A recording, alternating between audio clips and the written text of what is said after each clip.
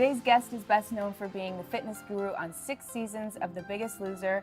He's a New York Times best-selling author. He's a motivational speaker, motivational coach. He's a super dad, and he's one of my dear friends, Dolvett. Dolvett, we don't even say Quince anymore. It's just Dolvett. It's like one name. Dolvett. It's easy. When I was a kid, I used to hate that name because people would just, can you imagine being a kid with that name? But as I got older, I loved it. Well, I remember I asked you, I don't remember what your answer was though. Like, where did the name come from? You know, the funny story is, I have 2 brothers and 1 sister. Mm-hmm. My brother is Andrew. I have another brother, Joseph. My sister's Levon, and I'm Dolvett. So I think my mom was drinking when she had me.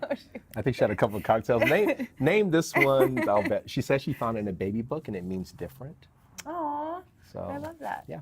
But you did have an interesting childhood because you were actually, all 3 of you, your siblings, were adopted by 4 of us, including me. Yeah. 4 were adopted by a Jamaican family. Yep. This is a crazy story. Yeah. How old were you when that happened? I was 4 years old when I was adopted, and it was amazing because, you know, my mother was very young when she had my oldest brother, and as parents we can probably understand that it's not easy, and she, you know, one day social workers and police came and they took us from her. Wow. We were in foster care for about 2 weeks before we found Mr. and Mrs. Alcock, who took us into a home of several kids, and every week kids would just leave. After we were reunited for 2 weeks, kids would just leave every week. Wow. It's kind of scary for me. Yeah, that's really scary, yeah. But when it was all said and done, they came to us 4 and said, we've been praying about this and talking about this with each other. We want to adopt the 4 of you. So I was blessed enough to be raised with my brothers and sisters What a under blessing. a sister under the same roof. Yeah, Yeah. what a blessing. Yeah. And then when did your fitness journey start? Like, because you were in Atlanta and you actually had gyms, which I didn't know. Yeah, I had private personal training studios, but it started actually working at the front desk and back office of the YMCA. Oh my gosh, I love that. Yeah. The YMCA. The YMCA of all places. But what was good for me though in that situation, Jesse, was I was always an entrepreneur ever since I was a kid, always looking for angles to make money. But that situation worked best for me because I was able to take my skill set and apply it to elderly people, teenagers, kids. And so I dove into this fitness thing at different demographics, which allowed me to kind of work the entrepreneurial mind, but at the same time, provide a need. Yeah. And I feel like, and I'm sure that you would agree, so much of people's fitness goals stem from emotional stuff. Like, you're basically a therapist. First. Right? First. Yeah. 100%. You can relate to that 100%. Yeah, absolutely. Because people, there's something about that mind, body, spirit connection, right?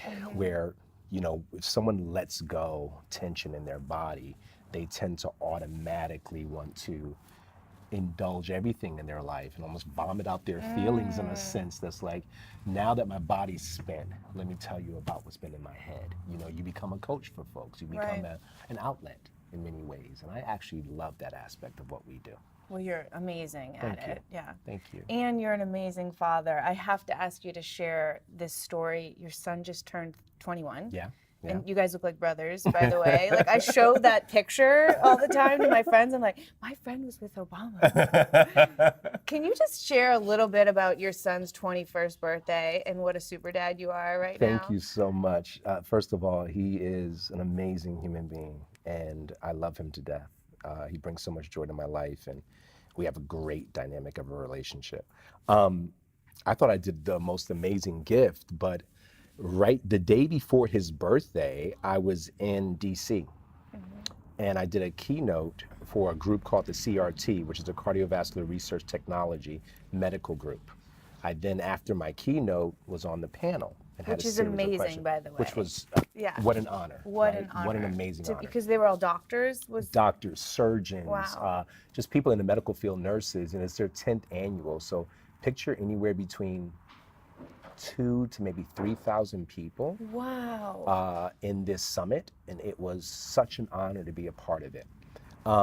After the panel, they asked me if I was going to stay to talk to and or meet former President Barack Obama because they were doing a fireside chat with him. I just love that. Yes, of course. Not thinking the next day was my son's 21st birthday.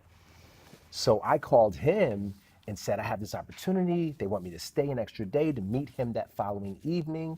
And he said, Dad, don't worry about me. This is a once in a lifetime opportunity. We'll celebrate when you come back to LA. The lady who organized my whole situation asked me to stay. She overheard me and said, well, why don't we just fly your son out here? He can stay, we'll put you up in the suite. And I'm like, what? So for Isaiah's 21st birthday, they flew him out to DC, put us up. We had the whole back pass of meeting the President Barack Obama on his 21st birthday. I'm like, how do I beat this? No. Right? Seriously though, by the way, you guys go to Dolvett's Instagram right now just to see this picture because it'll just light up your life. It's like my favorite picture. So awesome. And the fact that it's his 21st birthday, it's amazing. Was, you know, ironically enough, with that situation, big smiles, we were part of the keynote. We sat front row, had an opportunity to talk to him. You know, the last time I was in DC, I trained his wife, you know, on the show, The Biggest Loser. No big deal. I reminded him the last time I was there, and he actually remembered. President Barack Obama remembered. He's like, yes, she actually still talks about that to this day, you know, with her Let's Move program. It was just great, Jess. It was unbelievable. We get home. We were still high off of that. I told him, let's watch a movie, right? We're home back here in LA. He was like, cool. So we were watching a movie, but he didn't know it was a video that I made for him. Oh my gosh. This is the dad of the year. Watch it. This is so dope. So cool. I asked 20 men, friends of mine, that are entrepreneurs and, you know, some actors, etc. Just men that I have a lot of respect for, that I talk to all the time. And I said to them, if you were 21, what advice would you want to hear? What would you want to do? I reached out to them maybe a week and a half prior to his birthday. I said, could you please make a video, maybe a minute and a half long, and just give Isaiah some advice for me? I put those 20 voices together of power, right? And then I was the 21st voice. And maybe I'll put it out publicly at some point. Like you literally have to. I'm getting goosebumps. Like it was awesome. Even to share that wisdom with everybody, because I'm sure there was some like amazing nuggets in there that was just. It was magical because again, Dad can say whatever Dad says, but when you get the advice from individuals who struggled and figured life out, and some are more successful than others, it doesn't matter, that resonates. Absolutely. Could you give someone money? Sure. Could you give them a car? Sure. But if you give them tangible knowledge that they can carry with them, 10 years from now, he'll look back at that video, oh, I did experience that. And, you know, that's how you grow in life. And that's how, you know, it takes a village. So I'm going to steal that idea. And you're going to be on the video for Kaleo giving some advice. Seriously. That's such a beautiful idea. I love that. Thank you so much for sharing. Absolutely. I wanted to ask you one last question. So what is your golden secret? Meaning, like, what's the common thread throughout your life that has helped you persevere through everything and get you to the place that you are at right now? If there was one thing. I know there's a lot. There is a lot, but it's a great question. First of all, my golden secret would be true. Be true. And be true to me simply means be true to the person you're speaking to. Be true to yourself. If you operate from a place of truth and authenticity, you can never go wrong. So true. Just be true. Oh, so true. It's so true. It is, though. It comes across, and I think when you live from that place, everything falls into place and everything aligns. You learn a lot about yourself as well. Yeah. What was the advice you gave your son?